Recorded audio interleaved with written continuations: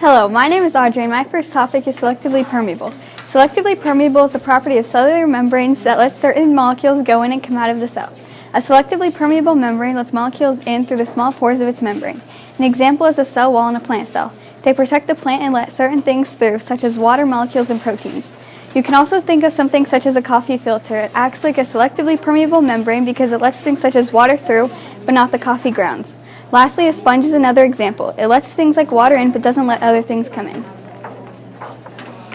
Next, diffusion. Diffusion is a process where molecules move from the higher concentrated area to the lower concentrated area until they even out, the spreading of something more widely. Diffusion is the net movement of molecules from a region of higher concentration to a region of low concentration from a random motion of the atoms/molecules.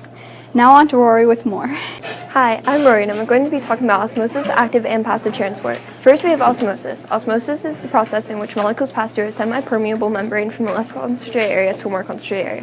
When learning about osmosis, you will hear two terms, solute and solvent. Solvent is basically a liquid and solute is a solid. Osmosis is different from diffusion because in osmosis, the solvent goes to the solute, and in diffusion, it's the opposite. Diffusion also evens everything out. Next, we have passive transport. Passive transport is the process of moving materials throughout the cell without using energy. You can think of passive transport like riding a bike down a hill. It doesn't require any energy.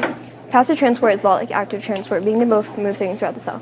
Finally, we have active transport. Active transport uses energy while taking things in and out of the cell. There are two forms of active transport. One is ATP, which opens and closes protein channels to let certain things in and out. In other words, it's selectively permeable. One example of a substance that can get through is protein, because the cell needs it. Something that can't get through is salt. Cells hate salt.